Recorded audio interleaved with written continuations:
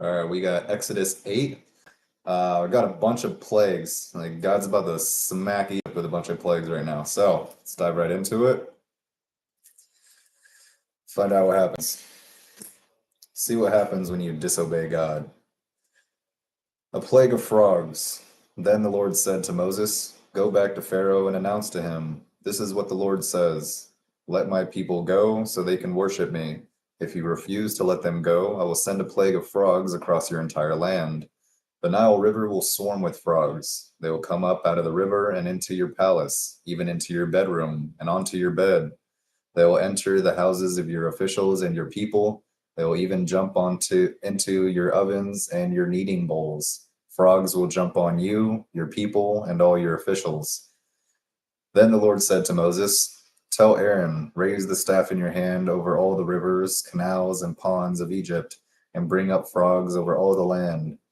So Aaron raised his hand over the waters of Egypt, and frogs came and covered the whole land. But the magicians were able to do the same thing with their magic. They too caused frogs to come up on the land of Egypt. Then Pharaoh summoned Moses and Aaron and begged, "Plead with the Lord to take the frogs away from me and my people. I will let your people go so they can offer sacrifices to the Lord." "You set the time," Moses replied. "Tell me when you want me to pray for you, your officials, and your people. Then you and your houses will be rid of the frogs. They will remain only in the Nile River." "Do it tomorrow," Pharaoh said. "All right," Moses replied. "It will be as you have said. Then you will know that there is no one like the Lord our God. The frogs will leave you and your houses, your officials, and your people. They will remain only in the Nile River." So Moses and Aaron left Pharaoh's palace, and Moses cried out to the Lord about the frogs he had inflicted on Pharaoh, and the Lord did just what Moses had predicted. The frogs in the houses, the courtyards, and all the fields all died. The Egyptians piled them into great heaps, and a terrible stench filled the land. But when Pharaoh saw that relief had come, he became stubborn. He refused to listen to Moses and Aaron, just as the Lord had predicted. Okay, Pharaoh got what he wanted, and he tried to renege. He tried to go back on his word. Like, "Yeah, I'll let your people go to stop this crap." And then the crap stopped, and he's like, "Yeah, changed my mind. You know what? You guys, I'll subjugate you a little bit longer." God's going to be like, "No." Keeps on giving you chances, and Pharaoh's just like, "No." He's like super stubborn. He's like, "No, won't let him go. No, they need to work. Still to meet their quotas." Oh, Pharaoh.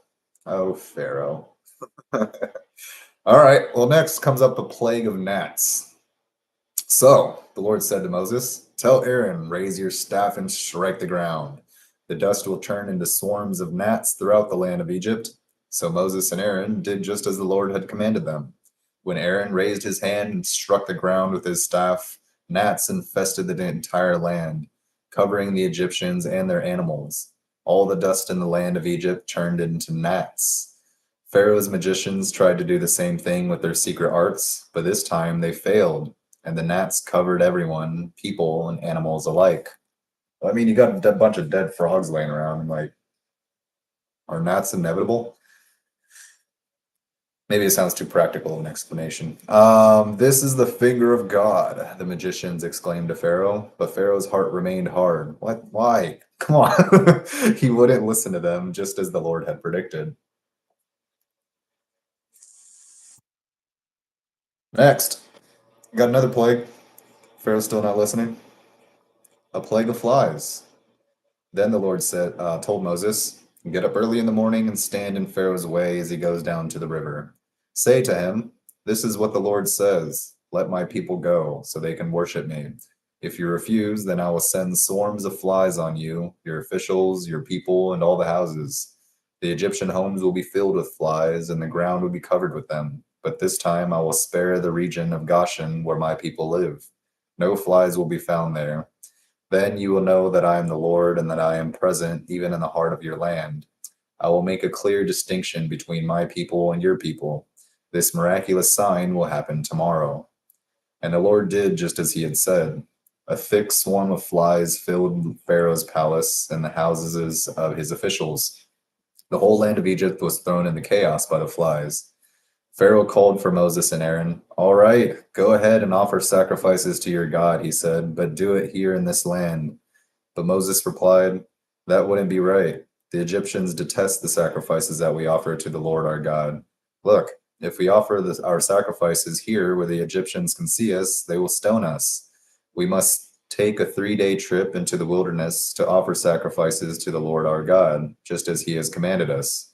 Okay, so trying to avoid social conflict. You got some people trying to practice an ideology that's a big no-no with other people, and then these other people trying to prevent them from expressing their thoughts, beliefs, and practice their religion is a big no-no for these people. So there's conflict there. Moses is trying to avoid the conflict by simply just going to a different location. Okay, all right, got it. All right, go ahead, Pharaoh replied.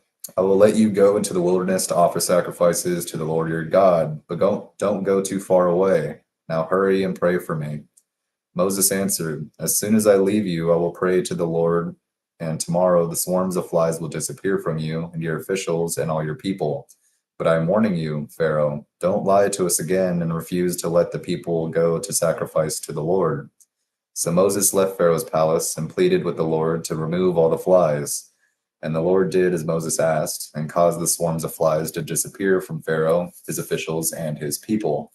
Not a single fly remained. But Pharaoh again became stubborn and refused to let the people go. Uh-oh. More plagues. All right, next up, Exodus 9.